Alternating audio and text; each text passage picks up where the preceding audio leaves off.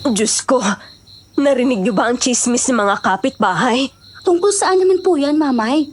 Baka tungkol na naman yan sa kabit ni Mang Nestor na nahuli ng misis niya. Gas-gas na yon. Hindi tungkol doon ang chismis. Tungkol saan nga, Mamay? Alam ko na, tungkol yan kay Aling Nena, no? Ayon sa sabi-sabi, may anak daw siya sa pagkadalaga. At ngayon ay nabuntis naman ang asawa niya.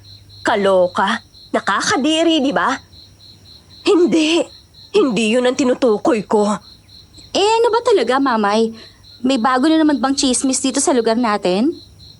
Nakita raw ni Aling Dolores ang aswang sa mansyon. Ano po? Aswang? Oo, aswang.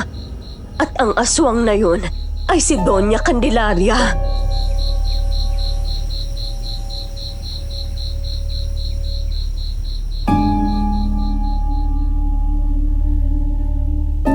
Good day sa lahat ng bumubuo ng Sitio Pangil at sa lahat ng mga nakikinig. Ako nga po pala si Lilette. Sa ngayon, 45 years old na ako. Nangyari ang karanasan kong ito noong 26 years old pa lang ako sa aming probinsya. Hindi ko na lang sasabihin kung saan eksakto upang mapanatili ang pribadong buhay ng mga taong sangkot sa kwentong ito. Masasabi kong nakakatakot ang naging karanasan ko, ngunit sa kabila ng takot na aking naramdaman, puno ako ng pasasalamat. Sapagkat kung hindi dahil sa nakakakilabot kong engkwentro sa isang aswang, marahil wala na ako sa kinalalagyan ko ngayon. Maniniwala ba kayo na naging maganda ang pamumuhay ko at ng aking pamilya dahil sa isang aswang? Pakinggan nyo ang aking kwento at malalaman nyo kung bakit.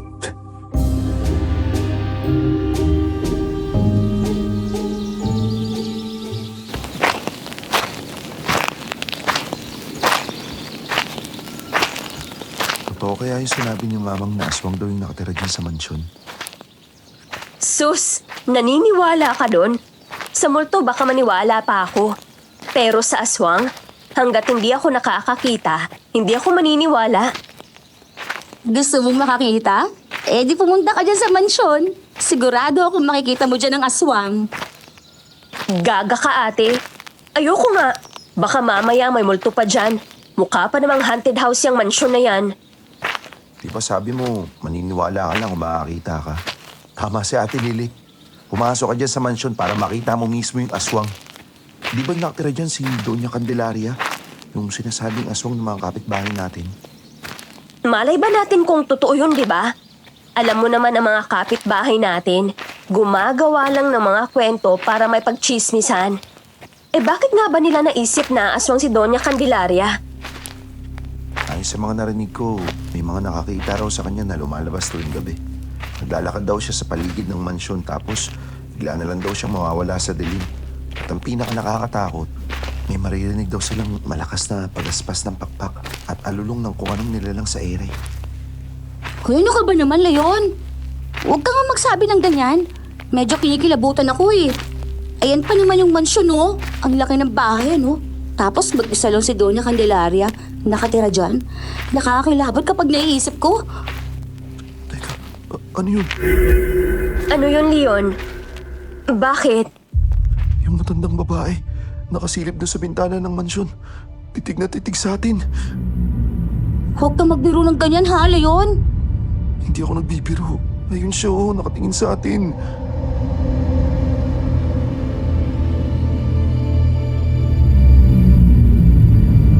Nang mapalingon kaming tatlo sa bintana ng mansyon, nakita nga namin ang matandang babae. Si Doña Candelaria na siyang may-ari ng mansyon sa may kakahuyan. Kitang-kita namin ang mahaba niyang buhok na puno ng uban. May suot siyang kulay itim na damit at matalim ang tingin niya sa amin.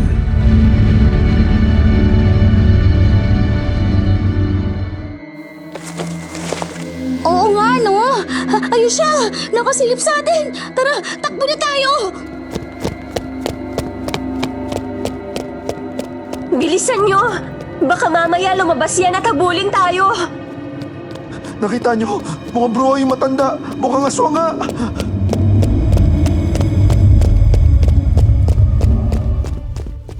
at nagtakbuhan kaming tatlo habang sumisigaw, takot na takot sa matandang nakatitig sa amin mula sa bintana ng mansyon. Pagdating namin sa bahay, agad naming ikinwento kay Mamay ang nakita namin sa kakahuyan. Mamay ang tawag namin sa nakagisnan naming ina, si Nanay Tasha. Ulila na kaming tatlong magkakapatid sa aming mga magulang. Ako ang panganay, sumunod sa akin si Leia at ang bunso namin ay si Leon. Mula pagkabata, ang nag-aalaga sa amin ay ang pinsan ng aming ina, si Tita Tasha. Sa paglipas ng panahon, tinawag na namin siyang Nanay, hanggang sa mas nakasanayan na namin siyang tawaging Mamay. Nang ikwento namin sa kanya ang aming nakita, agad niya kaming pinamiwangan, waring may naisiparating sa amin.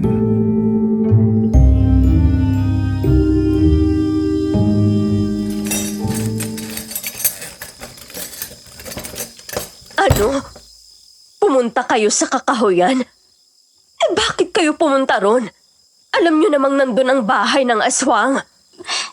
Nagkayayaan lang naman po kami ng mamasyal sa kakahuyan. Napadaan lang kami sa lugar kung saan nakatirik ang mansyon ni Doña Candelaria. Ayun, nagkatakutan na. Nagkatakutan? Paano nagkatakutan? Nakita po kasi namin, nakasilip sa bintana ng mansyon yung matandang babae. Nakatitig po siya sa amin kaya natakot kami at nagtatakbo pa uwi. Ikaw kasi Leon eh. Kung hindi mo nakita yung matanda, hindi naman namin malalaman na nakasilip pala siya. Hindi sana tayo natakot. Ay naku, kayo talaga. Ang kukulit nyo. Di ba nga bilin ko sa inyo? Huwag na huwag kayong pupunta sa kakahuyan, lalo na sa lugar kung saan nakatayo ang mansyon. Delikado ron. Paano kung atakiin kayo ng aswang na si Doña Candelaria? Bakit po ba nasabi ng mga kapitbahay natin na aswang yung matanda sa mansyon? Sabi ni Leon, may nakakita raw na lumalabas siya sa gabi at may narinig daw na lumilipad. Baka naman malaking ibon lang yun na lumilipad at mahilig lang talaga mamasyal tuwing gabi sa Doña Candelaria. Alam nyo kasi ganito yan. Kahit noong dalaga pa kami ng nanay nyo, marami ng kwento tungkol sa mansyon na yun. Ang sabi ng matatanda, ang asawa raw ng mayamang negosyante na si Don Mariano Castillo na si Doña Candelaria, na siyang may-ari ng mansyon na yun, ay pinaniniwala ang may lahing aswang. Galing daw siya sa Capiz, isang probinsyang kilala sa mga kwento tungkol sa mga aswang. Kumalat ang tsismis na yan at hanggang ngayon buhay na buhay pa rin ang paniniwala ng mga taga rito na aswang siya. Kung noon pa pala pinaghihinala ang aswang si Doña Candelaria, bakit ngayon lang ulit siya napagchichismisan ng mga kapitbahay natin? Noon kasi puro haka-haka lang ang pagiging aswang niya. Pero ngayon may mga nakakakita na raw sa kanya na kapag lumalabas sa gabi, bigla na lang nawawala sa dilim. At ang pinaka nakakatakot, may naririnig silang malakas na pagaspas ng pakpak at alulong ng kung anong nilalang sa ere. Pero kung totoo ang aswang siya, di ba dapat may nabalitaan na tayong pinatay niya rito sa lugar natin? Wala naman, di ba? Oo nga po, Mamang. Di sana may nakita na tayong mga bangkay na wakwakan tiyan at walang laman loob. Di ba? Yun ang palagi natatagpuan kapag may gumagalang aswang. Sa tingin ng iba, sa lugar siya nang bibiktima at hindi rito. Pero ikinatatakot ng mga kapitbahay natin, baka dumating ang araw na dito na siya umatake at manbiktima. Hindi lang siya masugod ng mga tao kasi wala pang matibay na ebidensya na aswanga siya. Pero kung meron, naku, matagal nang nilusob ng mga taga rito si Doña Candelaria. Pero di ba sabi mo, Mamay, may asawa siya? Si Don Mariano? Nasaan na po siya? Matagal lang patay si Don Mariano. Ang bali-balita inatake siya sa puso. Pagkatapos noon, umalis na rin ang mga anak nila at nagpunta na sa ibang bansa. Iniwan nila si Doña Candelaria na mag-isa sa mansyon. Pati mga kasambahay nila, umalis na rin mula nang mamatay ang asawa niya. Ni hindi man lang ba nabalitaan dito yung pagkamatay ni Don Mariano, Mamay? Wala man lang po bang nakiramay? Nalaman na lang ng mga tao na patay na si Don Mariano dahil naikwento ng isang kasambahay sa mansyon sa chismosang si Aling Dolores ang nangyari. Wala namang ibang pwedeng panggalingan ng balita. Kasi nga, wala namang ka-close ng mga tao ang pamilyang yun dito. Mailap sa tao ang mga nakatira sa mansyon, lalo na yung mag-asawa. Wala silang kaibigan dito sa lugar natin. Paano naman sila magkakaroon ng kaibigan? Bahay pa lang nila mukha ng haunted house. Tapos parang takot sila sa tao. Hindi lumalabas, hindi nakikipag-usap. Kaya hindi nga nakakapagtakang katakutan sila ng mga taga rito eh. At saka alam nyo ba? Kahit noon walang sino mang nangahas lumapit sa mansyon na yun. Kasi ayon sa mga sabi-sabi, lahat ng nagtangkang pumasok doon, napapahamak. Paano pong napapahamak? Bigla na lang silang nawawala at hindi na nakikita pa.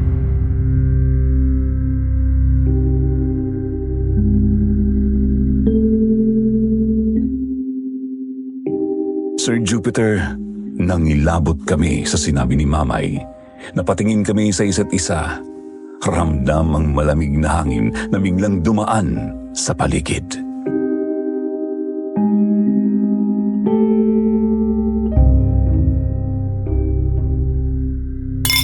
Hindi naman sila maireklamo ng mga tao rito dahil wala ngang ebidensya. Pero kung meron lang, matagal nang sinugod ng mga taga rito ang mansyon. Kaya kayong tatlo, sinasabihan ko kayo ulit ha. Huwag kayong pupunta malapit sa mansyon kung ayaw niyong mapahamak.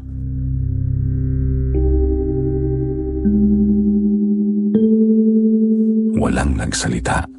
Tahimik kaming nagtinginan. Pinipilit nguyain ng utak namin ang bigat ng kwento ni Mamay. Isang bagay lang ang sigurado.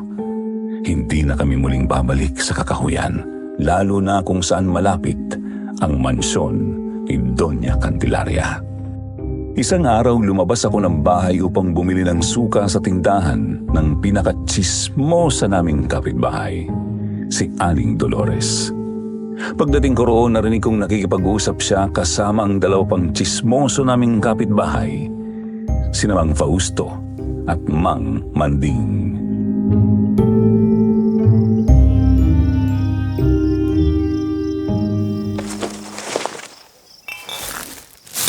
Hay, nako! Alam nyo ba, Fausto, Manding, may nakakita na naman daw kay Doña Candelaria na lumabas ng mansyon kagabi. Pagkatapos, nakita siya nagtatatakbo papasok sa kakahuyan. Maya-maya lang, may narinig daw na lumilipad. At ang hinala nila, manananggal yung lumilipad na yon. Aba, kahit ako'y naniniwala na manananggal nga yun. Kasi diba, manananggal lang naman ang aswang na lumilipad. Ano? Totoo ba yan, Dolores? Kung totoo yan, nakakabahala na talaga. Baka mamaya may mabiktima na siya rito sa atin. Kailangan nating balaan ng mga taga rito na wag nang lalabas kapag gabi kung ayaw nila mabiktima ng aswang na yon. Kaya nga! Bakit hindi na lang natin paalisin ang matandang yun sa mansyon? Wala naman siyang ibang kasama doon, hindi ba? Kung sama-sama tayong lahat na magkakapit bahay na sa sugod doon, wala siyang magagawa. At dapat sa umaga tayo sumugod. Kasi di ba sabi nila, mahina raw ang mga aswang kapag araw. Hindi maaari yan, Dolores. Baka tayo naman ang makasuhan ng trespassing. Wala tayong sapat na basehan na aswang nga siya. Ano pa bang ebidensya ang gusto ninyo? May mga nawawala na nga rito sa atin. Naaalala nyo ba yung anak ni Mang Gusting, yung binatilyo? Aba, napadaan lang malapit sa mansyon nung hapon. Tapos, hindi na nakabalik. Hanggang ngayon, hindi pa rin siya natatagpuan. Malakas ang kutob ko. Kinuha siya ng aswang at nilapa na. Nasa kainitan sila ng usapan nang bigla akong sumingit. Pagbilhan po ng suka, Aling Dolores. Biglang natahimik ang tatlo at napatingin sa akin. Ay, lako! Kanina ka pa ba dyan, Iha? Opo, Aling Dolores. Masyado po kasi kayong abala sa usapan ninyo, kaya hindi niyo ako napansin. Nako, pasensya ka na, Iha. Nauwili lang kaming magkwentuhan. Ano nga ulit ang bibilihin mo? Suka po, Aling Dolores. Suka. Ay, oo nga pala. Sandali lang ha. Kasi naman, puro chismis ang inaatupag. Oh, heto na ang suka mo. Pasensya ka na talaga ha. Napasarap ang kwentuhan namin tungkol sa matandang aswang. Sino po? Si Doña Candelaria po bang tinutukoy ninyo? Oo, siya nga. Kilala mo pala siya, Iha. Nako, alam mo, malakas talaga ang kutob ko na manananggala matandang yon. Paano po kayo nakakasiguro? Nakita niyo na po ba ng dalawang mata niyo na manananggal siya? Hindi na kailangan yon, Iya. Marami nang nakakita sa kanya na lumalabas tuwing gabi at may naririnig pang lumilipad. Tama si Manding. Matagal nang bali-balita rito na aswang si Doña Candelaria. Kaya ikaw, Iha, mag-iingat ka. Huwag na huwag kang lalabas sa gabi at pupunta sa Kakahuyan, malapit doon sa mansyon, kung ayaw mong mabiktima ng aswang. Kayo naman, tinatakot niyo itong si Lele. Huwag mo silang pakinggan, Iha. Pero hindi rin naman masama mag-ingat. Sundin mo na lang ang payo nila kasi totoo naman, mapanganib talagang matandang yun. Sige po. Susundin ko na lang po kayo. Ayan, ganyan nga. Oh, heto ang sukli mo. Salamat ha. Sige, ituloy na natin ang kwento. Ay, Diyos ko, nakakatakot na talaga rito sa baryo natin. At itinuloy nga nila ang kanilang chismisan, Sir Jupiter. Lihim na lang akong napangiti habang naglalakad pa uwi. Ngunit sa aking paglalakad, nadaanan ko ang isang kumpulan ng mga tao malapit sa Kakahuyan.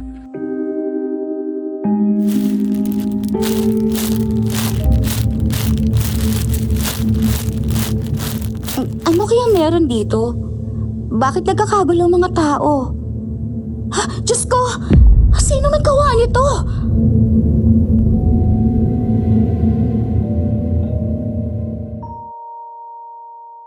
Hindi ko na kinaya ang nakita ko kaya nagtatakbo ako pauwi. Pagdating sa bahay namin agad yung ikinwento kina Mamay ang nangyari.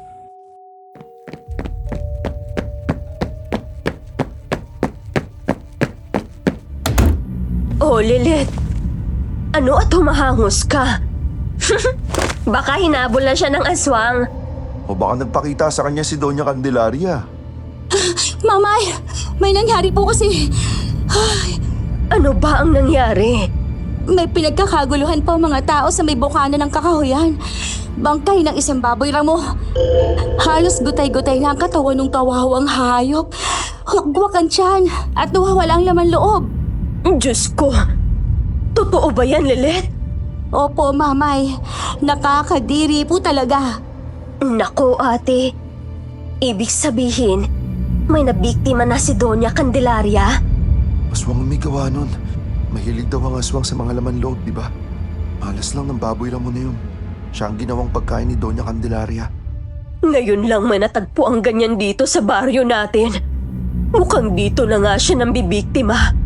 Mabuti na lang at hayop lang ang kinain niya. Pero paano kung sa susunod tao na ang mabiktima niya? Nanganganib tayo rito. Tahimik kaming nagkatinginan at hindi maikubli ang takot sa aming mga mata. Dahil sa nangyari na pagdesisyonan ni Mamay na maglagay ng mga pangontra sa loob ng bahay. Kumuha siya ng asin sa kusina at isinabo ito sa bawat sulok ng bahay. Binudburan din niya ng asin ang mga bintana at pinto upang hindi makapasok ang aswang na si Doña Candelaria. Kinagabihan, habang mahimbing na natutulog ang lahat, bigla akong naalimpungatan.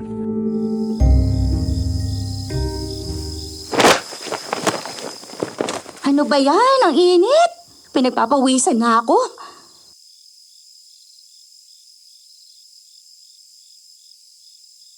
Tumayo ako mula sa higaan at binuksan ang bintana upang makapasok ang sariwang hangin.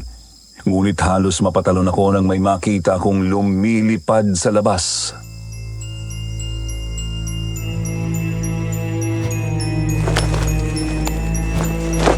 Diyos ko! Ang aswang! Yun ang aswang! Nakita ko ang nilalang sa ere at agad nanindig ang mga balahibo ko. Napakapangit ng mukha nito. Nanlilisik ang mapupulang mata. Matutulis ang pangil, may mahaba at manipis ang dila, at malalaki ang pakpak. Ngunit ang pinakakinilabutan ako ay nang mapansin kong kalahati lang ang katawan nito. Isa na itong manananggal. Si Doña Candelaria! Siya ang manananggal! Dali-dali kong isinara ang bintana at bumalik sa higaan. Nanginginig ako habang nagtalukbong ng kumot, hindi makapaniwala sa aking nakita.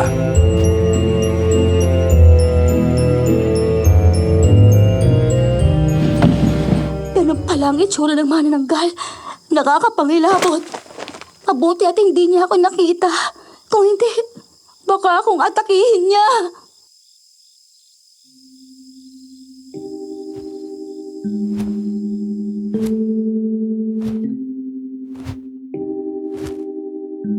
Ilang minuto ko pang narinig ang malakas na pagaspas ng pakpak sa labas ng bahay.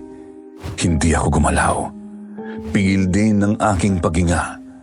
Naghintay lang ako hanggang sa unti-unting lumayo ang tunog ng mga pagaspas ng pakpak ng manananggal at tuluyang nawala.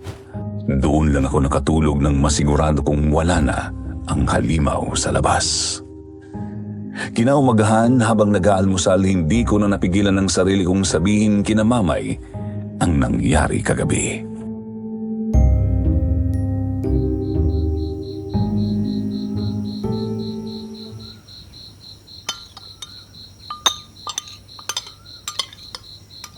Mamay, nakita ko po kagabi si Aling Candelaria. Ano? Anong pinagsasabi mo, Lilet? Kagabi po kasi.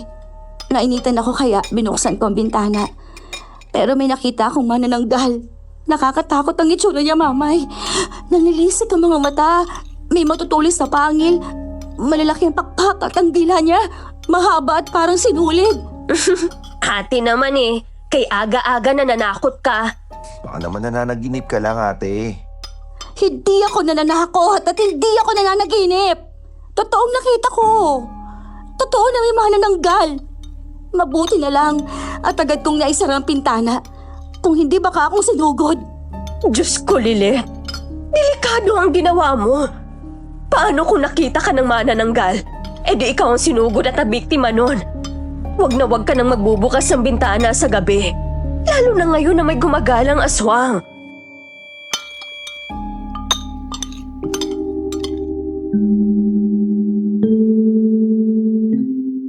Humugot ng malalim na buntong hininga si Mamay bago nagsalita.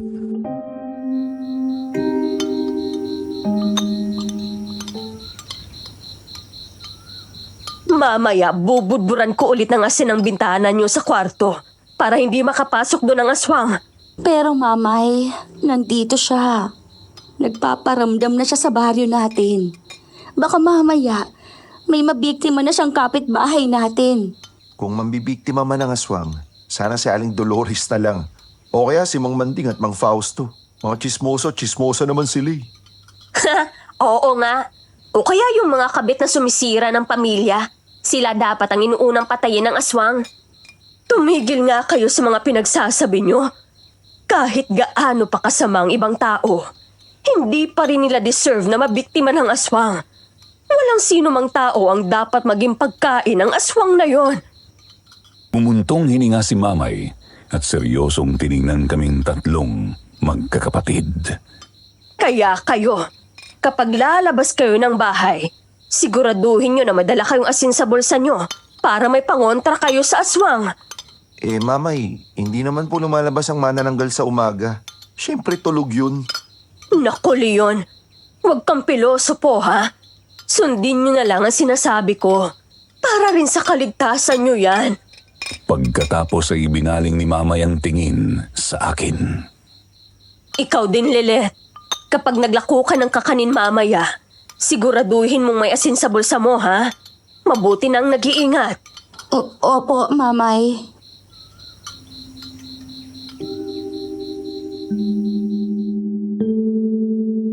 Samantala parehong nagkamot ng ulo sina Leon at Leia. Alam nilang wala silang magagawa kundi sundin ang bilin sa amin ni Mamay. Sir Jupiter, sinunod ko ang utos niya na maglagay ng asin sa bulsa bago tuluyang nagpaalam upang magtinda ng kakanin. Ang pagtitinda ang pangunahing ikinabubuhay namin. Ako naglalako ng kakanin habang sina Leon at Leia naman ay tumutulong kay Mamay sa pagtitinda ng isda sa palengke. Kahit mahirap ang buhay namin ay nakakaraos naman kami sa araw-araw. Kinahaponan, pauwi na ako mula sa pagtitinda nang biglang umihip ang malakas na hangin. Muli akong nakaramdam ng kilabot nang mapansing malapit na ako sa mansyon sa Katahuyan. Pinili kong dumaan doon dahil mas mabilis ang daan na yon pauwi sa amin kaysa kung lilibot pa ako sa ibang ruta na mas matatagalan ako.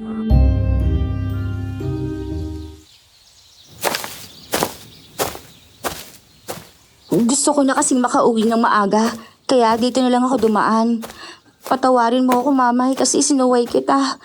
Pero ayoko na dumaan sa mas malayo. Hindi bale, bibilisan ko na lang ang paglalakad at hindi ako titingin sa mansyon.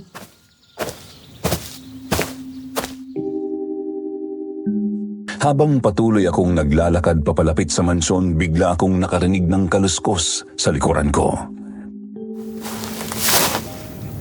Nanlamig ang buong katawan ko at agad akong kinilabutan. Bigla akong naalala ang aswang na nakita ko noong nagdaang gabi. Kahit nanginginig sa takot, pilit kong nilakasan ang loob ko. Dahan-dahan akong lumingon sa likuran, kinakabahan sa maaaring bumungad sa akin. Ngunit agad akong nakahinga ng maluwag nang makita kong isang matandang babae lang pala ang nasa likuran ko. Halata sa kanyang kilos na hirap siya sa pagbitbit ng kanyang mga pinamili.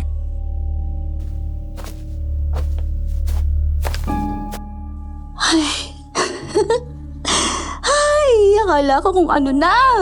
Buti na lang at hindi aswang. Tumingin ako sa matanda at nakita kong pawisan siya habang pilit na binubuhat ang mabibigat niyang pinamili. Dahan-dahan akong lumapit upang alukin siya ng tulong.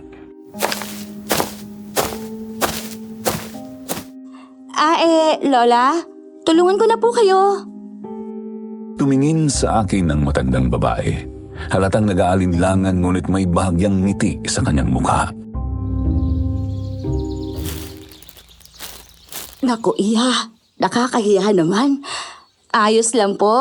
Naawa po kasi ako sa inyo. Mukhang ang bigat-bigat po ng mga dala ninyo, Lola. Ay, nako. Maraming salamat ha, Iha.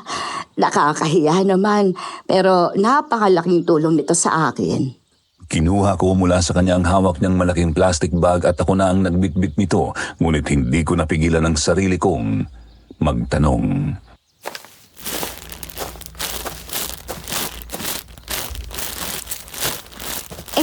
Lola, taga rito po ba kayo? Parang ngayon ko lang po kayo nakita rito sa baryo. Oo, matagal na akong nakatira rito. Hindi lang ako madalas lumabas dahil mahina na ako. Marami nang sumasakit sa katawan ko. Bubuksan ko na sana ulit ang bibig ko upang magtanong kung saan siya nakatira. Ngunit bigla siyang huminto sa tapat ng mansyon. Nanlaki ang mga mata ko.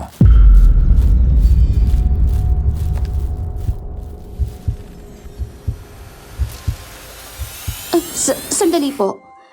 Diyan po kayo nakatira? Oo, Iha. Diyan ako nakatira.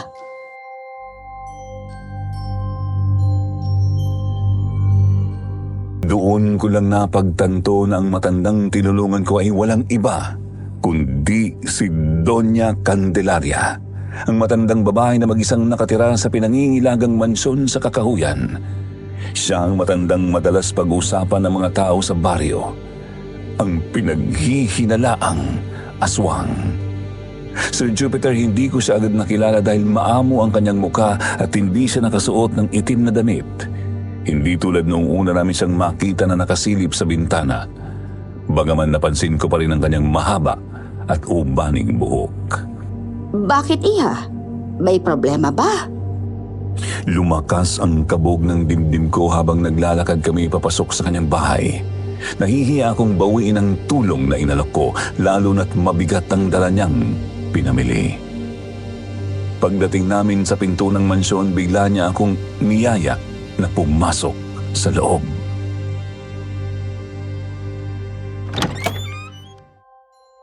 Pasok ka, iha. Dahil tinulungan mo ako, hayaan mong gantihan ko ang kabutihan mo. Tara sa loob para makapagmerienda o makapagkape ka man lang. Hindi ka naman nagmamadali, hindi ba? Ay, naku Lola, hindi na po. Kailangan ko na po umuwi Baka hinahanap na po ako sa amin. Tsaka malapit na pong gumabi. Ay, ganun ba iya? Nakakalungkot naman. Matagal na akong walang bisita rito sa mansyon. Alam mo, napakalungkot dito. Kaya sana, pagbigyan mo na ako kahit sandali lang. Sige na iha, kahit kaunting oras lang. Magbe-merienda ka lang naman at magkakape sa loob, tapos maaari ka nang umuwi.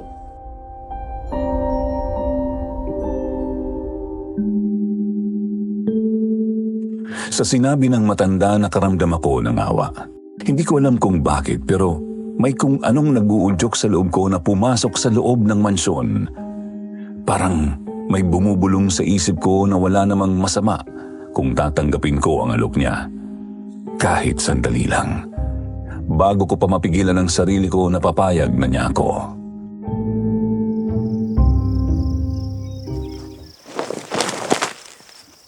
Sige po, Lola. Pero sandali lang po, ha? Ay, nako. Maraming salamat, iha. Ay, sa wakas, magkakaroon na ako ng bisita rito sa mansyon. Ay, halika, tuloy ka. Ipaghahanda kita ng masarap na merienda. Ay, nga pala, ang pangalan ko ay Candelaria. Tawagin mo na lang akong Lola Candelaria. Ikaw, anong pangalan mo, iha?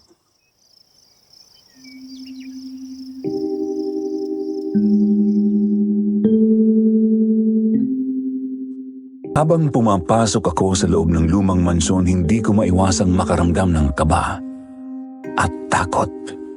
Parang may kung anong malamig na hangin ang dumampi sa balat ko at bigla akong nakaramdam ng hindi may paliwanag na bigat sa dibdib. Ngunit pagkapasok ko sa loob ng mansyon, nanlaki ang mga mata ko sa gulat. Napakaganda ng loob ng mansyon, malayong malayo sa luma at nakakatakot na panlabas na itsura nito. Makinis at makintab ang sahig, kumikinam ang mga chandelier na nakasabit sa kisame at bawat kasangkapan na naroon ay mukhang mamahalin. Makikita na isang tunay na maharlika ang nakatira sa bahay na yon.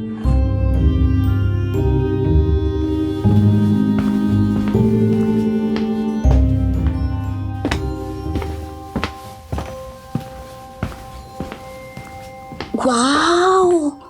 Ang ganda po ng loob ng bahay niyo. Hindi ko akalain na ganito kaganda sa loob. Mukhang mansyon po talaga. Ang lahat ng nakikita mo sa loob ng mansyon na ito ay bunga ng aming pagsisikap ng asawa ko noong nabubuhay pa siya. Ang ilan sa mga gamit dito ay binili pa namin mula sa ibang bansa. Bawat piraso may kwento. At bawat sulok ng bahay na ito ay may puno ng aming alaala. Kaya mahal na mahal ko ang mansyong ito. Gusto mo bang makita ang kabuuan ng mansyon, iha? Lilet po. Ako po si Lilet.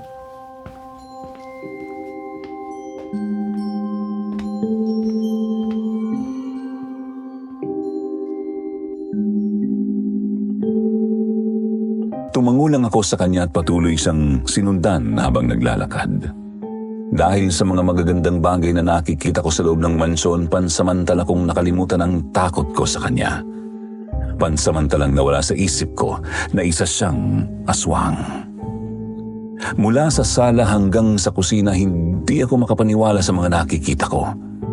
Lumaki ako sa hirap kaya para sa akin, yun na ang pinakamagandang bahay na nasilayan ko sa buong buhay ko. Bawat sulok punong-puno ng yaman at karangyaan mula sa mamahaling kortina sa mga bintana hanggang sa makikinang na pinagkakita ko sa loob ng mansyon pansamantala kong nakalimutan ang takot ko sa kanya. Pansamantalang nawala sa isip ko na isa siyang aswang. Mula sa sala hanggang sa kusina, hindi ako makapaniwala sa mga nakikita ko. Kamangha-mangha talaga ang loob ng mansyon na ito. Para akong nasa isang pelikula o teleserye. Bawat sulok punong-puno ng yaman at karangyaan mula sa mamahaling kortina sa mga bintana hanggang sa makikinang na pinggan na nakadisplay sa antigong estante. Ko ang mga lumang painting na nakasabit sa pader.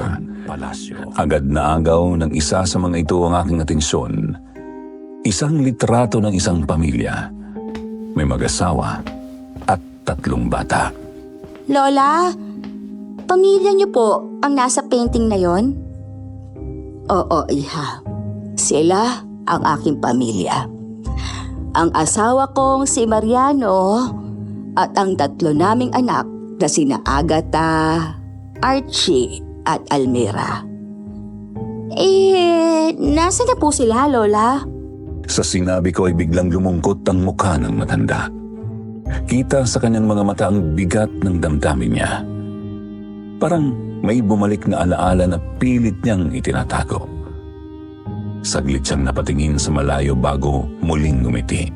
Ngunit may bahid ng lungkot ang kanyang ngiti.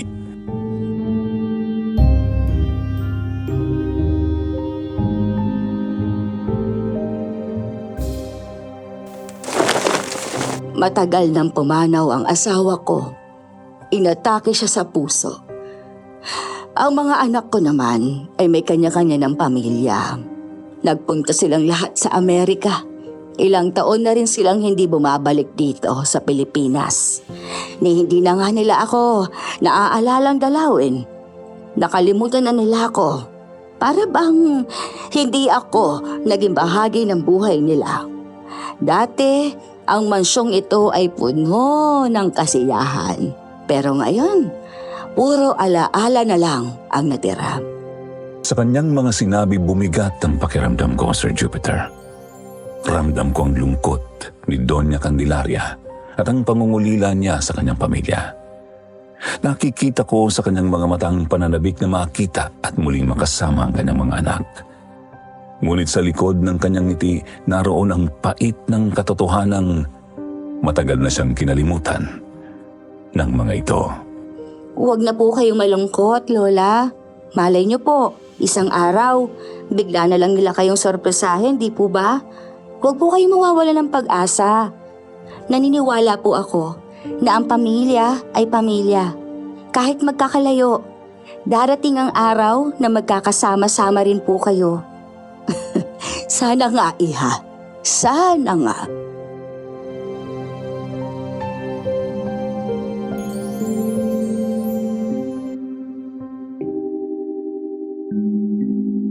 Habang nag-iikot kami sa loob ng mansyon, napansin kong napasok na namin ang lahat ng kwarto, maliban sa isa.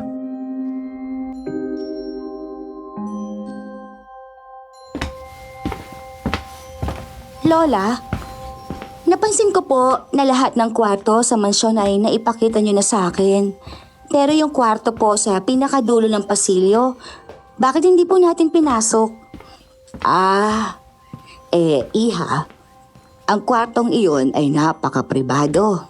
Hindi ko talaga ipinapakita o pinapapasok ang sino man doon. Bakit naman po? Pasensya ka na, iha. Pero hindi ko na maaaring sabihin sa iyo kung ano ang laman ng kwartong iyon. Sana ay maunawaan mo. Ang mabuti pa ay bumaba na tayo sa kusina. Ipaghahanda kita ng masarap na merienda. Hindi na ako nagtanong pa nang sabihin niyang hindi na maaaring pasukin ang kwartong yon. Pero sa isip ko, bakit sa lahat ng kwarto sa mansyon, yun lang ang hindi niya ipinakita? Parang may itinatago siya roon. Bigla akong nangilabot. baka may tinatago siyang aswang doon. Pero pilit kong inalis ang ganoong kaisipan. Ayokong takutin ang sarili ko. Kaya sumunod na lang ako sa matanda papunta sa kusina para sa merienda. Pagdating sa kusina, agad niya akong ipinaghanda ng tinapay na may palamang hamon, chocolate cake at mainit na kape.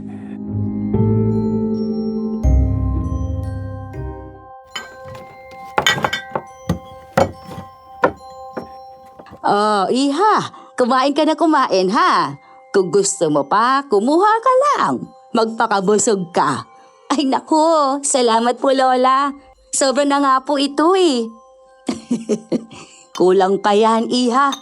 Sa pagtulong mo sa akin kanina. Sabihin mo lang sa akin kung nagugutom ka pa at ipagluluto kita ng spaghetti. Kung hindi mo naitatanong, masarap akong magluto. Lalo na ng mga paboritong pagkain ng aking mga anak noong nandito pa sila. Ay, wag na po Lola. Tama na po ito. Baka hindi na po ako makakain sa amin eh. Ganun ba? Sige, ipagbabaon na lang kita para may maiuwi ka sa inyo. Naku, wag na po. Nakakahiya naman po.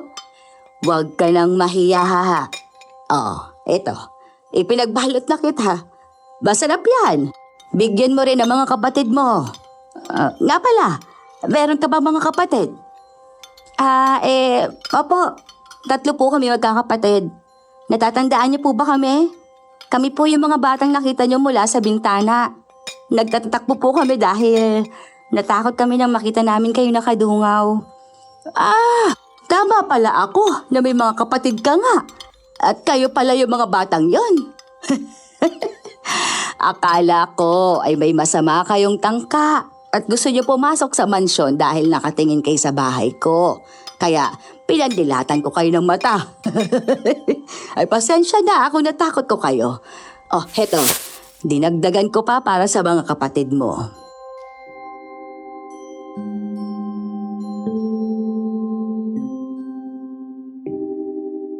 Wala na akong nagawa kundi tanggapin ang pagkaing ibinigay niya. Maya-maya hindi ko napigilan ang sarili kong muling magtanong.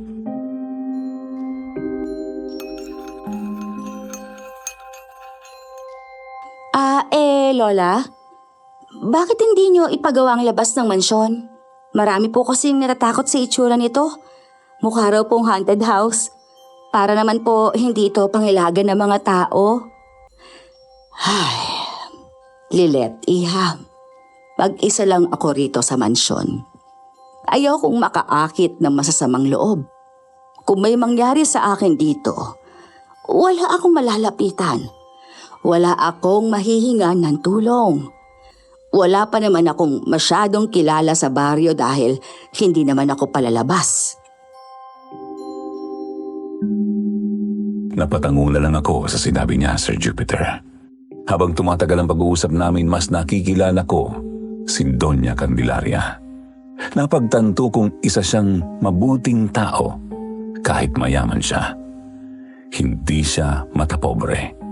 Mayroon siyang mababang loob, ngunit isang matandang iniwan ng pamilya at namumuhay ng mag-isa. Sa kabila ng takot na idinulot ng mga kwento tungkol sa kanya, isa lang siyang tao na nangangailangan ng kausap at kasama. Madilim na nang makalabas ako ng mansyon. Inihatid pa ako ni Doña Candelaria hanggang sa labas bago ako tuluyang naglakad pa uwi. Pagdating ko sa bahay, sinalubong ako ni Mamay na halatang balisa at nag-aalala.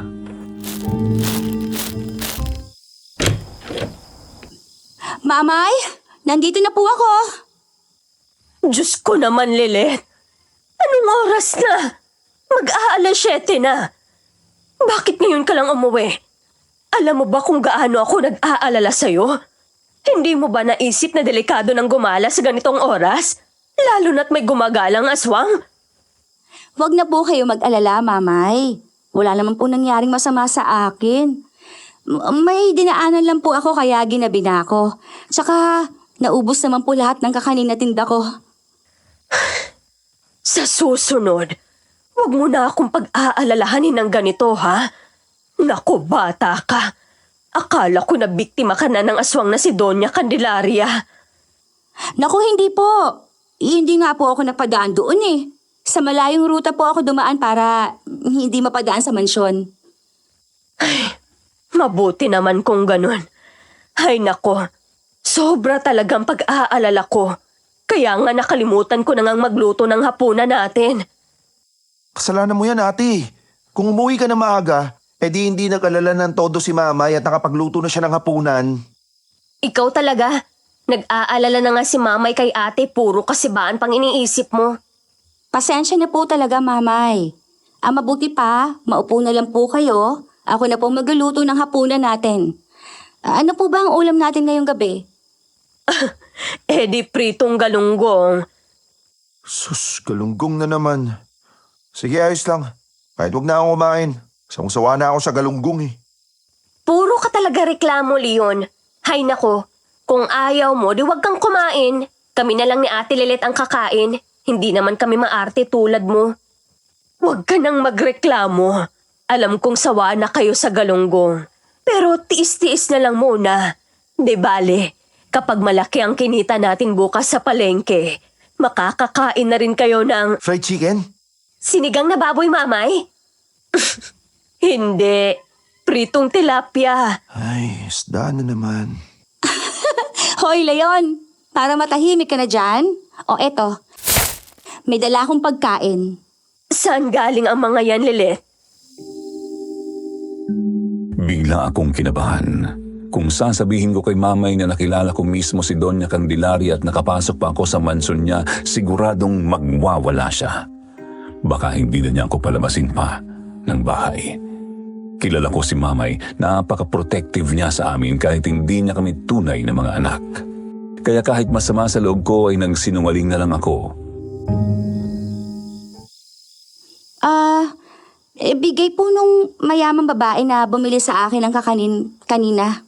Chocolate cake po ito at tinapay na may palaman na hamon. Nakabalo pa po sa plastic.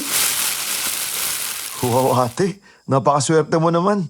Pang mayamang pagkain lang yan ah. Patikim din, ate, ha?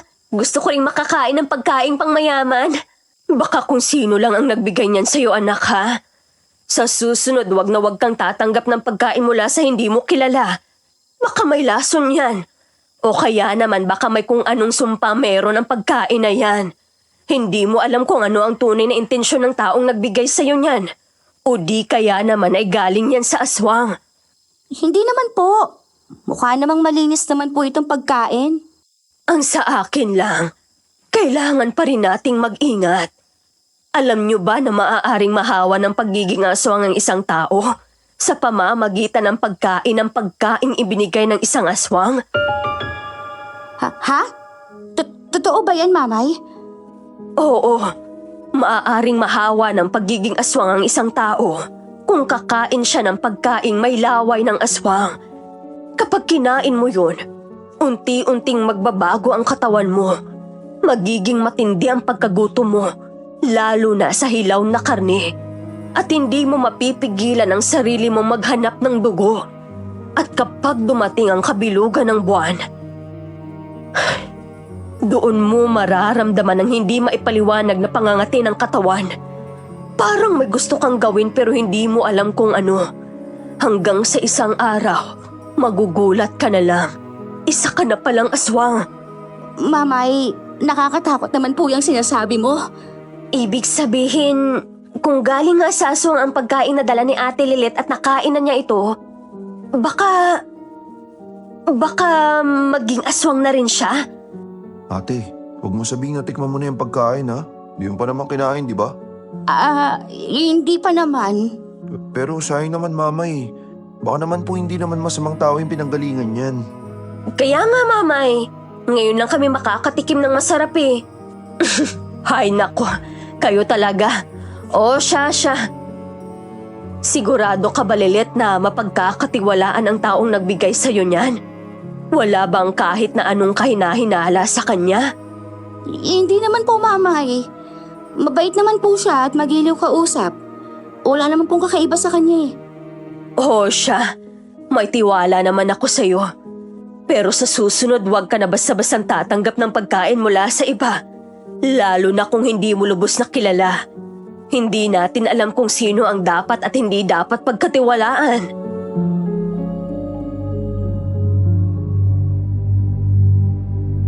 Pero bigla kong kinabahan sa mga sinabi ni Mamay. Ang pagkain na yun galing pa naman kay Doña Candelaria. Ngunit ewan ko ba, mula nang makilala ko siya, nagkaroon na ako ng tiwala sa kanya. Hindi ko alam kung bakit, pero binaliwala ko na lang ang mga sinabi ni Mamay at mas nagtiwala ako kay Doña Candelaria. Pagkatapos naming kumain ng hapunan, napagpasyahan naming matulog ng maaga upang makabangon ng maaga sa kinabukasan. Ngunit habang nakahiga ako sa kama, hindi ko mapigilan ang sarili kong mag-isip. Totoo nga kayang aswang si Doña Candelaria? Kung hindi naman siya, sino ang manananggal na nakita ko sa labas ng bintana? Kinaumagahan,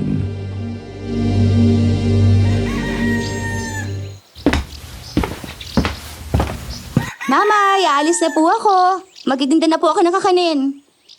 Sige, pero mag-iingat ka ha. At siguraduhin mong uuwi ka ng maaga mamaya. Opo, Mamay. Uuwi na po ako ng maaga. Ate, pasalubong ha. Pasalubong ka dyan. Eh yung kikitain ni ate sa paninda niya, pambili natin ng bigas yun. Hindi bale. Kapag sinuwi ate ulit, baka may magbigay ulit ng pagkain. Doon ulit ako pupwesto sa labas ng simbahan. Malay nyo, may magmagandang loob ulit na magbigay sa akin ng pagkain. sa buong araw kong pagtitinda ng kakanin, sinuwerte naman ako at naubos lahat ng paninda ko. Maaga akong makakauwi. Pero biglang pumasok sa isip ko na dumaan muna sa mansyon upang dalawin si Doña Candelaria. Gusto ko ring pasalamatan siya sa ibinigay niyang pagkain. Pagdating ko sa mansyon, agad akong sinalubong ng matanda. Halatang natuwa sa aking pagdating. Ay nako, mabuti naman at dinalaw mo ulit ako, iha. Halika sa loob at ipaghahanda ulit kita ng merienda. Alam kong pagod ka sa maghapong pagtitinda. Sige po, Lola. Salamat po. Mula noon, nabuo na ang isang di inaasahang pagkakaibigan sa pagitan namin ni Doña Candelaria, Sir Jupiter. Dahil naaawa ako sa matanda, madalas ko na siyang dalawin sa mansyon. Nakikinig ako sa kanyang mga kwento at siya rin ay nakikinig din sa mga kwento ko. Kapag maaga akong nakakauwi mula sa pagtitinda, pumupunta ako sa mansyon upang tulungan siya sa mga gawaing bahay, lalo na't mahina na siya at uugod-ugod na. Isang hapon habang nagkakwentuhan kami sa loob ng mansyon,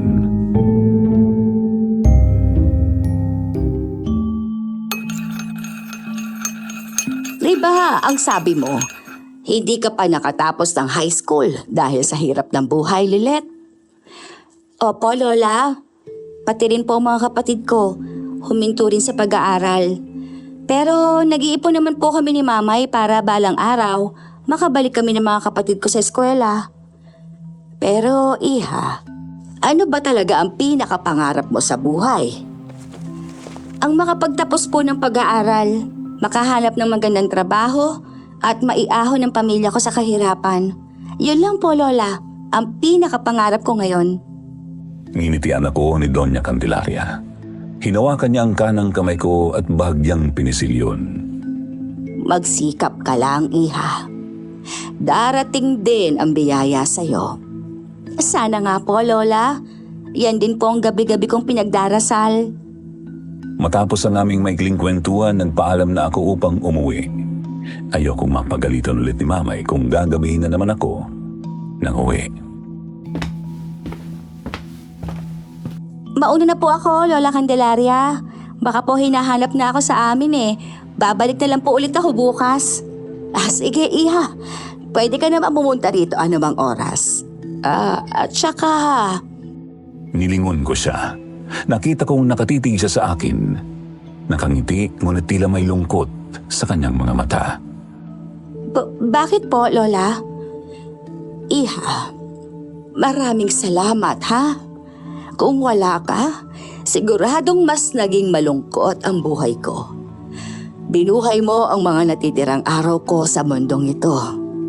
Napawi mo kahit paano ang lungkot at pangungulila ko. Huwag niyo pong sabihin yan, Lola. Marami pa po kayong araw na ilalagi. Mahaba pa po ang buhay niyo. Kaya hindi po kayo dapat malungkot. At hindi rin kayo nag-iisa. Lagi po akong nandito para dumalaw sa inyo. Biglang hinaplos ni Lola Candelaria ang aking pisngi. Napakabuti mong bata, Lilet. Balang araw, makakabawi rin ako sa'yo. Sige na, Iha. Umuwi ka na at baka pagalitan ka na naman ng mamay mo dahil malapit na gumabi at baka makasalubong mo ang aswang. Kaya nga po, Lola eh. Alam niyo po, sa totoo lang, kung wala lang sigurong gumagalang aswang, di sana pwede akong gabihin sa daan ng hindi napapagalitan. Pero dahil sa manananggal na yon, pinaghihigpitan kami ng mamay sa bahay. Parang bata tuloy kaming laging kailangang umuwi bago lumubog ang araw. Huwag ka mag-alala, Iha. Sigurado akong hindi ka aatakihin ng aswang na yon. Hindi naman nananakit ang aswang ng basta-basta. Ang inaatake lang nito ay ang mga masasamang tao. Yung may mga ginagawang kasalanan. Yung mga dapat nang mawala sa mundong ito. Kaya ipanatag mo na ang loob mo. Ay nako, ang tagal mo tuloy makaalis dahil sa akin. O siya, Lola. Pumasok na po kayo sa loob at mahamog na. Baka lamigin kayo. Oo na. Pero hintayin muna kitang makalayo.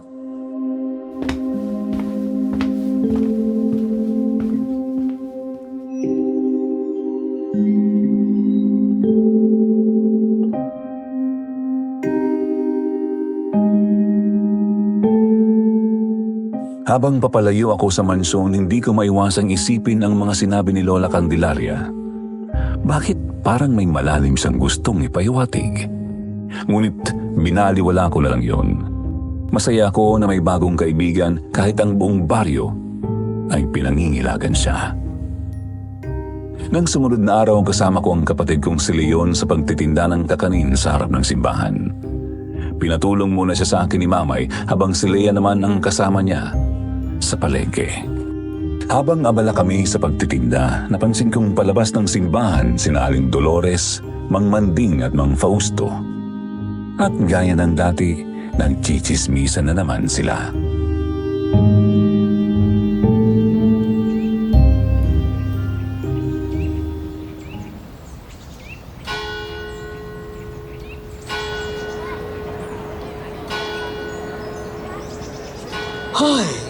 Huy, kawawa naman yung asawa ni Densyo, ano?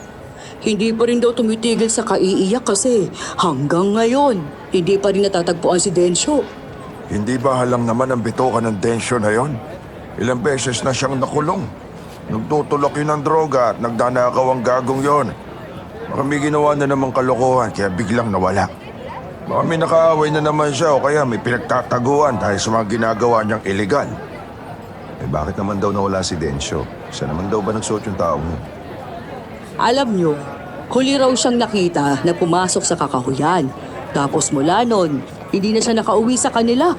Hindi na siya nakabalik at ang hinala ng iba, nabiktima na raw ng aswang sa mansyon. Sabi ng ilan sa mga kapitbahay natin na nakausap ko, may narinig daw silang kakaibang ingay noong gabing nawala si Densyo. Parang malakas na pagaspas ng pakpak. Ay baka, kinain na siya ni Doña Candelaria. Bakit? Naglakas loob ba siyang pumunta doon sa mansyon? Alam naman niyang marami nang nawawala ron na hindi na nakakabalik pa, di ba?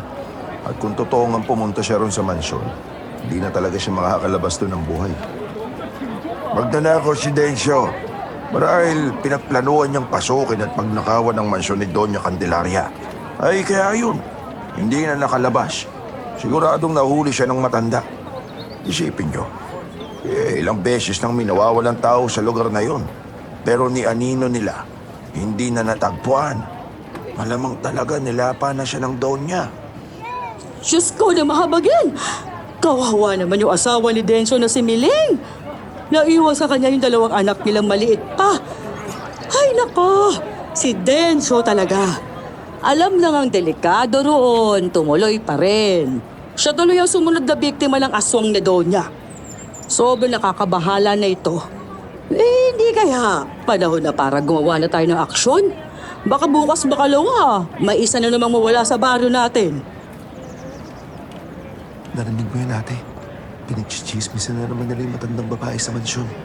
May biniktima na naman daw. Yung magnanakaw at adik na si Densyo. Ay, oo, narinig ko. Kagagaling lang ng simbahan. Puro chismis agad ang inaatupag ng mga matatandang yan. Hindi naman nila lubos na kilala si Doña Candelaria. Kung ano-anong sinasabi nila, ni hindi man lang nila naisip na baka may ibang dahilan kung bakit nawala si Mang Densyo. Basta nilang sinisisi sa matanda.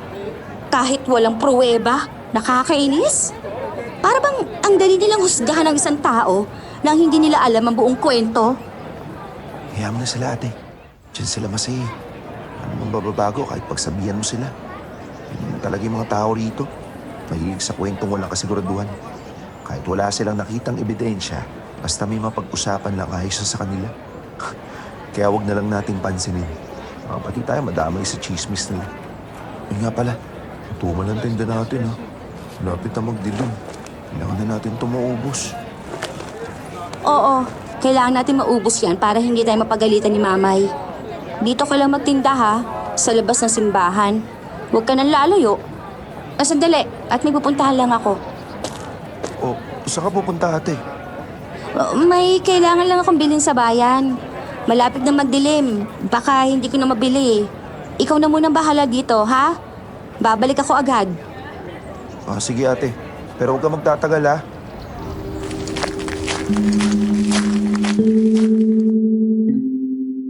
Ang totoo, hindi naman ako pupunta sa bayan. Pupuntahan ko si Doña Candelaria. Bigla kasi akong kinutuban na parang may mangyayari. Kaya nagmamadali akong pumunta sa kakahuyan. Pagdating ko sa mansyon, gabi na. Tahimik ang paligid, tanging lagasgas ng dahon at huni ng mga kuliglig ang maririnig. Lalapit na sana ako sa pinto upang kumatok nang bigla kong mapansin ang isang anino na gumagalaw sa gilid ng mansyon. Sir Jupiter, napasingap ako nang makita kong si Doña Candelaria pala yun. Nasa labas, naglalakad papunta sa masukal na bahagi ng kakahuyan. Ngunit ang pinagtataka ko, bakit siya naroon sa ganoong oras? Hindi ba delikado para sa isang matandang babae ang gumala sa gabi, lalo na sa loob ng kagubatan? Bigla kong naalala ang sabi-sabi ng mga tao tungkol sa kanya, na lumalabas siya tuwing sasapit ang gabi.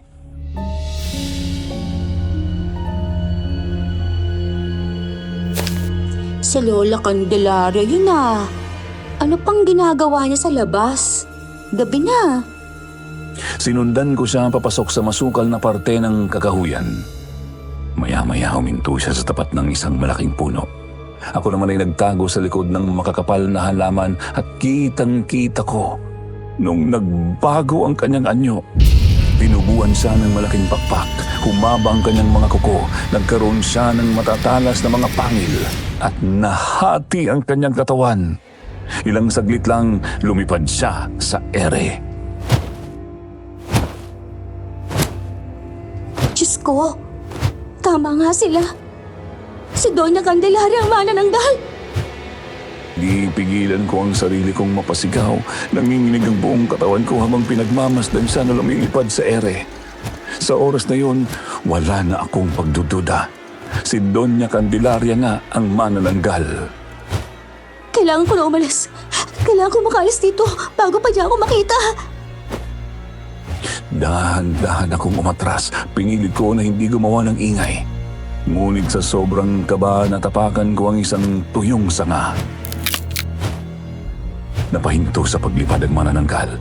Dahan-dahan itong lumingon pababa, direkta sa direksyon kung saan ako nakatayo. Naku, nalintikan na. Sa sobrang takot ko, nagtatakbo ako palayo ng hindi lumilingon. Ngunit ramdam ko ang malamig na hangin na bumalot sa katawan ko at sa sulok ng paningin ko tila may aninong sumusunod sa akin.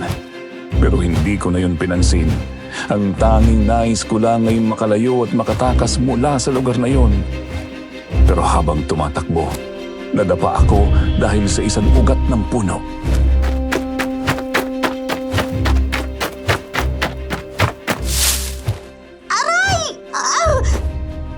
Mabilis akong bumangon mula sa pagkakadapa, ngunit sa gilid ng paningin ko, napansin ko ang isang pares ng nagliliwanag na mata. Nakatitig sa akin mula sa itaas. Diyos ko, awa na ng gal. Ano nang gagawin ko? Bahala na.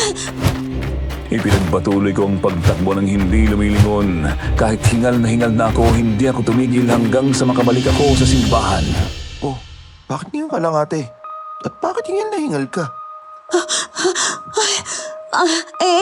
Nagmamadali akong pumunta rito para sunduin ka.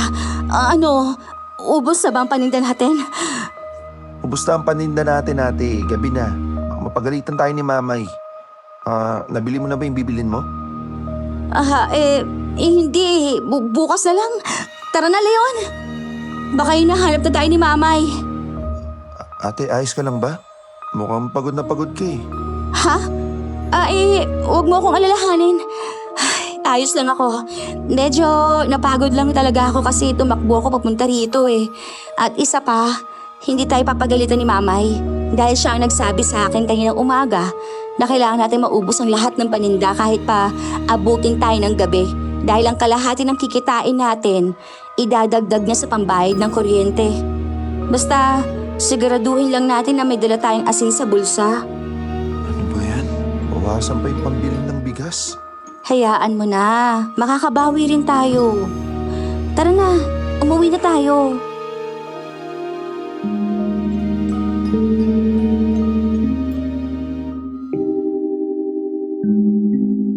Habang naglalakad kami pa uwi, hindi pa rin maalis sa isip ko ang natuklasan ko na si Doña Candelaria, ang mananangkal. Pinagkatiwalaan ko siya pero hindi niya sinabi sa akin ang totoo. Naalala ko na may asin pala ako sa bulsa. Kung inatake niya ako sa kakahuyan dahil sa nalaman ko ang lihim niya, hindi ako magdadalawang isip na isaboy yun sa kanya. Pero mabuti na lang at wala siyang ginawa sa akin. Nang gabing yun, hindi ako makatulog. Pero, kung may masama siyang intensyon, dapat noon pa lang inatake na niya ako at nilapa. Pero bakit hindi niya ginawa? Sa halip, pinakitaan niya ako ng kabutihan. Naging mabait siya sa akin at itinuring akong parang apo. Ay, ano ba talaga ang totoo? Naguguluhan na ako. Napabuntong hininga na lang ako. Alam kong hindi ako mapapakali hanggat hindi ko siya nakakausap. Bukas ng gabi pupunta ako sa mansyon. Kailangan kong marinig ang paliwanag niya. Kahit hindi pa rin maalis ang takot sa dibdib ko dahil sa nalaman ko naglakas loob akong harapin siya. Nang sumunod na gabi, lihim akong nagtungo sa mansyon. Tumakas ako sa bahay dahil kapag nakita ko ni Mama ay siguradong malalagot ako. Pagdating ko roon, nanlaki ang mga mata ko nang makita ang manananggal na lumilipad pabalik sa mansyon. Mukhang nanghihina ito. Dahan-dahan ko siyang sinundan hanggang sa makita kong unti-unti siyang nagbago ng anyo. Naging si Doña Candelaria.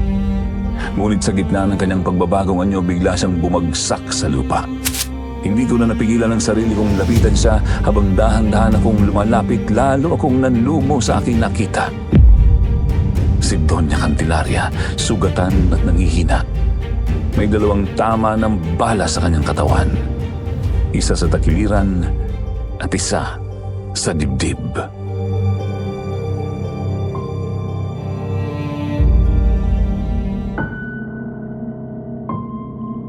Lola Candelaria! Anong nangyari sa inyo? Ha?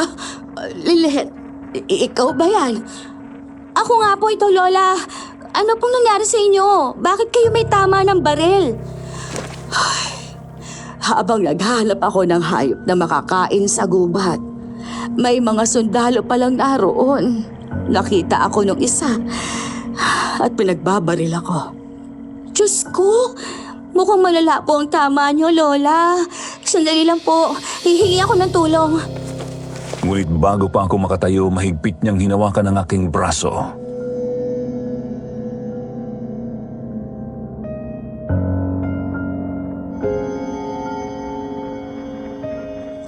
Uwag na, Iha. Hindi na rin naman ako magtatagal.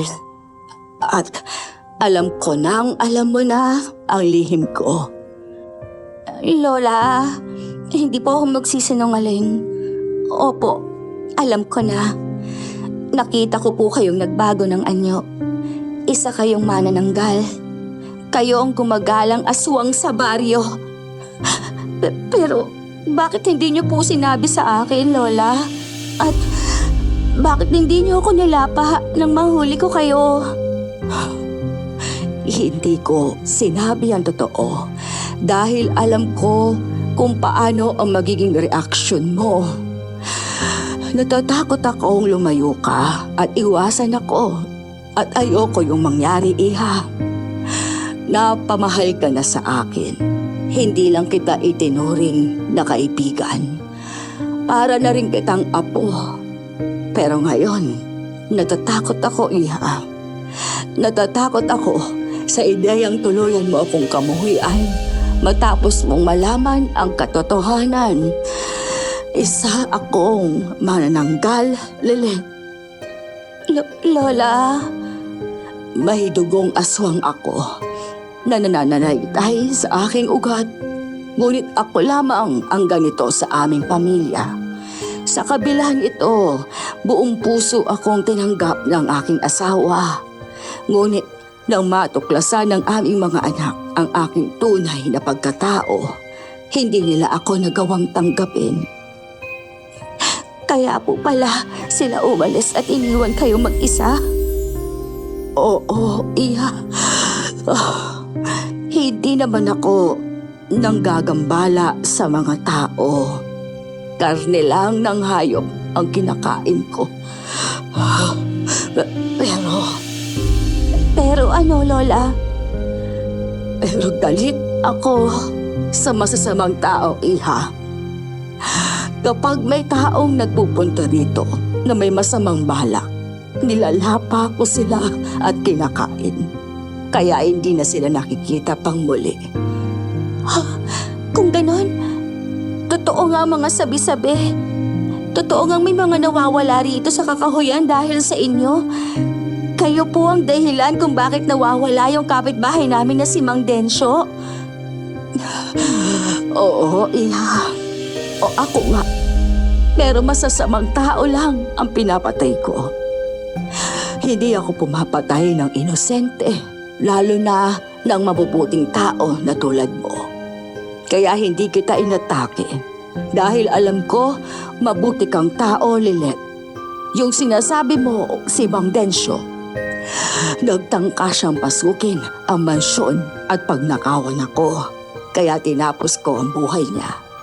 Ganon din ang ginawa ko sa ibang mga taga-baryo na nagtangka ng masama rito. Pero Lola, nakita ko po kayo sa labas ng bintana namin. Natakot po ako noon. Akala ko mamibiktima na kayo sa baryo. Hindi, Iha. Naghahanap lang ako ng hayop na makakain. Wala na akong mahuli, kaya sinubukan ko maghanap sa inyo. Pero wala rin akong nakita. Mabuti na lang at may nahanap akong baboy ramo sa kakahuyan. At yon ang kinain ko. Sa sinabi niya, gumaan ng pakiramdam ko, Sir Jupiter. Unti-unting nawala ang takot sa aking dibdib. Sa halip, naawa ko sa kanya. Sa matandang naging bahagi na ng buhay ko. Hindi ko na napigilan ang luhang namuo sa aking mga mata. Lola, akala ko po talaga kakainin niyo na ako eh. Kaya tumakbo ako na mabilis. Nakita nga kita. Hingal na hingal sa pagtakbo. Pero wala akong balak na atakihin ka. Sinundan lang kita para takutin ng kaunti. Lola naman eh. Muntik na ako mahimatay sa takot. Akala ko talaga katapusan ko na. Hindi ko magagawa sa'yo yon, Iha. Kaya huwag ka na matakot at magtampo sa akin. Huwag mo rin sana akong kamuhian dahil sa nalaman mo, ha? Lola, hindi ko po kayo kinamumuhian. Natakot po ako sa inyo, opo. Pero hindi ibig sabihin no na hindi na kayo mahalaga sa akin. Paano ko po magagawang kamuhian ng taong itinuring akong kaibigan, itinuring akong apo, itinuring akong pamilya? Salamat, Iha.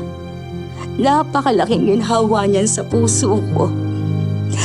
Kahit pa alam kong hindi na ako magtatagal. Lola, huwag kayong magsalita ng ganyan. Makinig ka, Iha. Kapag namatay ako, ilibing mo ang bangkay ko sa ilalim ng punong ito. Gusto ko na dito ako mahimlay, malapit sa mansyon. At kapag wala na ako, kunin mo sa tukador, malapit sa bintana ng kwarto ko, ang isang sulat. Lola naman, lumaban po kayo. Baka may paraan pa. Basahin mo ang sulat. Para sa'yo yon, Iha. Tandaan mo, mahal kita. Sa kaunting panahon na nagkakilala tayo, minahal na kita bilang aking apo. At sa huling buntong hininga niya, unti-unti niyang ipinikit ang kanyang mga mata. Niyugyug ko pa siya ngunit hindi na siya gumagalaw. Nang hawakan ko ang kanyang pulso, wala na.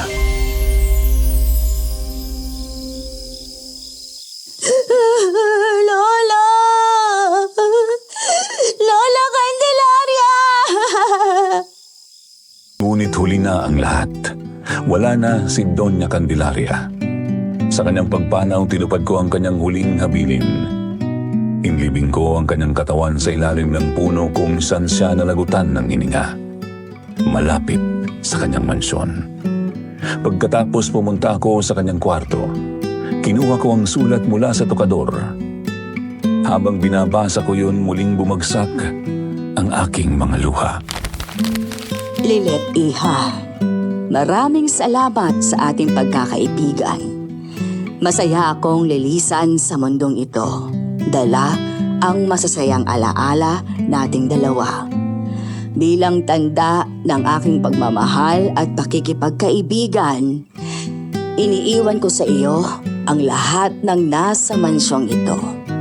Sa tabi ng sulat na ito, makikita mo rin sa loob ng tukador ang isang tarheta at ang susi ng kwarto sa pinakadulong pasilyo. Ang laman ng kwartong iyon, lahat ng naroon ay para sa iyo.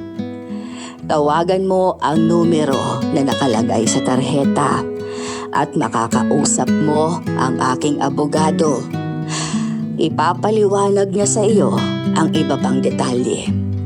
Naway matupad mo ang iyong mga pangarap, Iha. Sa maikling panahong nagkakilala tayo, itinuring na kitang parang tunay kong apo. Mahal kita, Lilet, aking apo. Nagmamahal, Lola Candelaria. Sa nabasa ko, mahigpit kong niyakap ang sulat habang umiiyak. Lola Candelaria!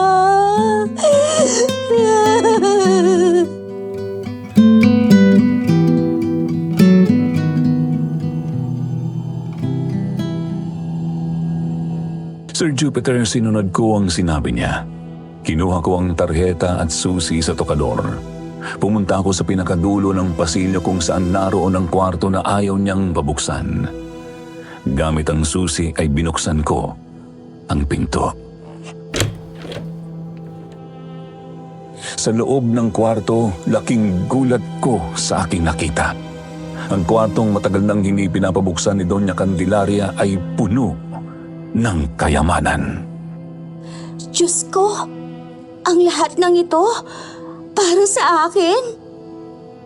Nakakalat sa loob ang mga bara ng ginto, mga antigong banga, salamin, mamahaling alahas at iyong panggamit na sa tansya ko ay nagkakahalaga ng milyon-milyon. Hindi ko napigilan ang muling pagpatak ng aking luha. Sapat na ito para matupad ko ang aking mga pangarap. Isang bagay na alam kong buong pusong hinangad ni Lola Candelaria para sa akin.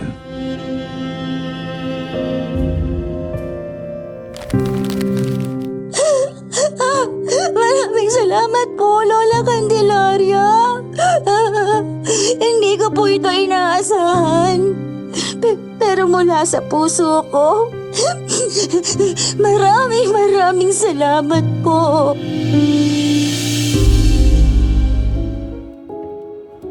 Mula noon, tuluyang nagbago ang buhay ko, Sir Jupiter. Ikinuwento ko kay Mama at sa mga kapatid ko ang lahat tungkol kay Doña Candelaria. Ang pagkakaibigan namin at ang kayamanang ipinagkaloob niya sa akin. Hindi sila makapaniwala. Nagkaroon ako ng kaibigang aswang.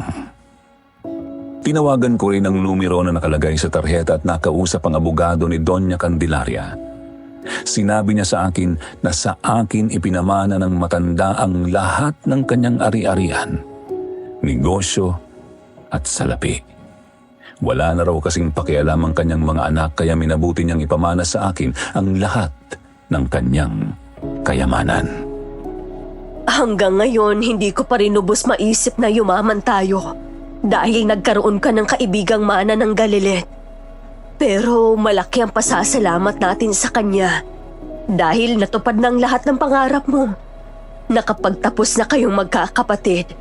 Meron na tayong mga negosyo at maayos na ang pamumuhay natin. Sa totoo lang, wala na akong mahihiling pa. Ako rin, ate. Hanggang ngayon, hindi ko pa rin maisip na nakaahon na tayo sa hirap. Mabuti na lang talaga at nakilala mo ang totoong pagkatao ni Doña Candelaria, Ate Lilit. Kung hindi, malamang hanggang ngayon, nakatira pa rin tayo sa baryo. At araw-araw pa rin nating nakikita mga chismoso na si Mang Manding at Mang Fausto. Pati na rin yung reyna ng chismis na si Aling Dolores.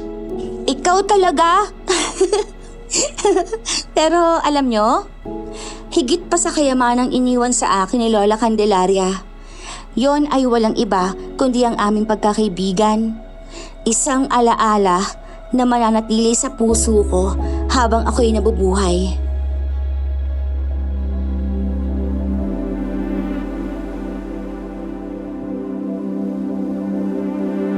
Walang sino man ang nakaalam ng tunay na nangyari. Pinalabas na lang namin na nanalo kami sa loto kaya bigla kaming nagkaroon ng maraming pera. Umalis kami sa baryo at lumipat sa katabing probinsya upang doon na manirahan. Ngunit kahit malayo na kami, patuloy ka pa rin inaalagaan ang mansyon ni Doña Candelaria. Pinapalinis ko ito buwan-buwan bagaman hindi namin nagawang tumira roon. Baka kung ano pa kasi ang isipin ng mga tao.